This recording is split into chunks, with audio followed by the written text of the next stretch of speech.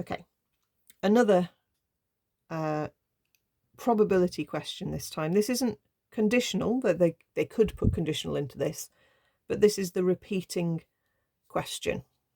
So Anne, Bill, Chris and Deepak play a game with a fair dice, so just a normal die, 6 faces. Starting with Anne, they take turns in alphabetical order to throw. This process is repeated as many times as necessary until somebody throws a 6. Okay, so this is a tree diagram question. I'm not necessarily going to draw the tree diagram. You can imagine what's going on. So, if Chris is going to win on his first throw, I'll just put Chris first. What has to happen? We need Anne to lose, and Bill to lose, and then Chris needs to win. Okay? So it's not just 1/6 because it's a chance of getting a 6 is 1/6. You've got to think in order.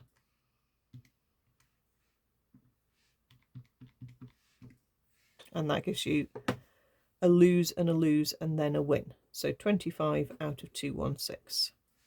Okay. For Deepak to win on his second throw, think what has to happen there.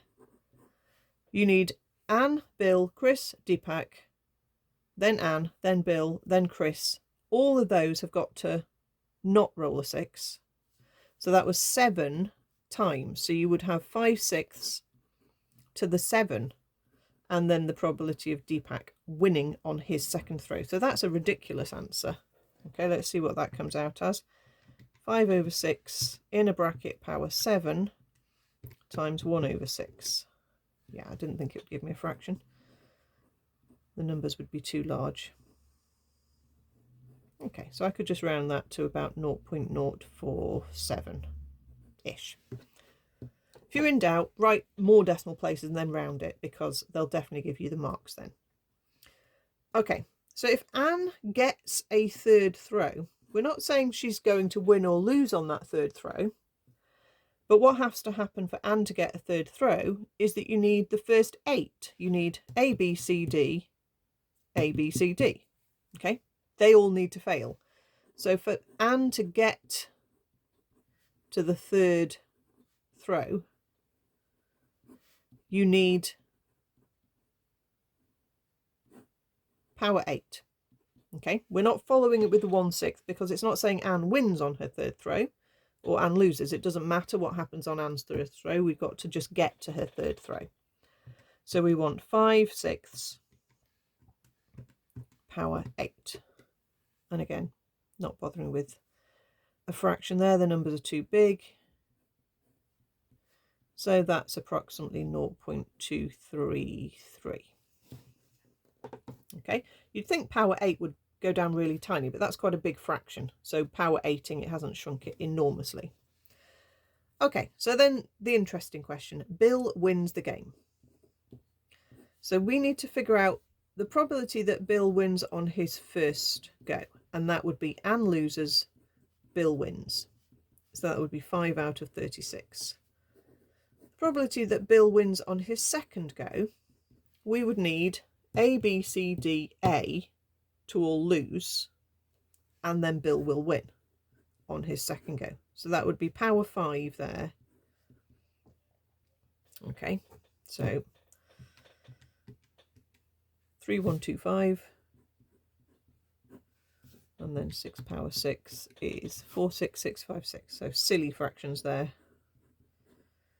Okay, for Bill to win on his third go, you are going to need A, B, C, D, A, B, C, D, A. You're going to need 9 failures, followed by a win. Okay, I'm going to do that because we want to spot the pattern.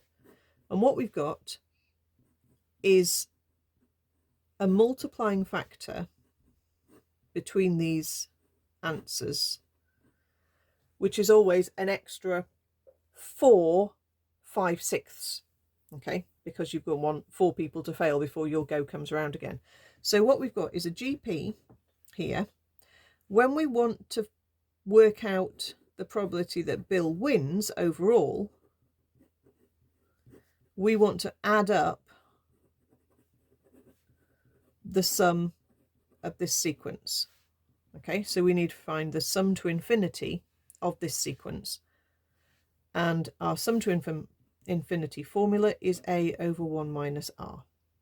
So my a is the first term of the sequence, which is the chance Bill wins on his first go, which was 5 out of 36. And then 1 take away the ratio, which is this timesing factor. So let's see what that comes out as. So let's work out the bottom first.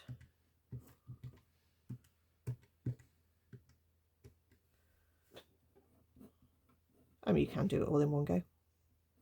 Nothing wrong with that. I'll just put that in and say 5 out of 36 divided by that answer.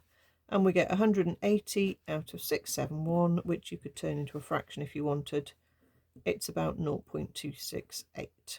The question doesn't tell us whether really we should be using fractions or decimals, so if in doubt, put both. Okay, so that's quite a common question that you will see where you have this repeating pattern.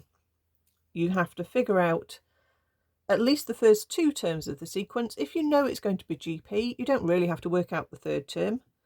Okay, just make sure you can see what the ratio is timesing along this sequence. So write out at least the first 2. Okay, and it's quite often this type of question.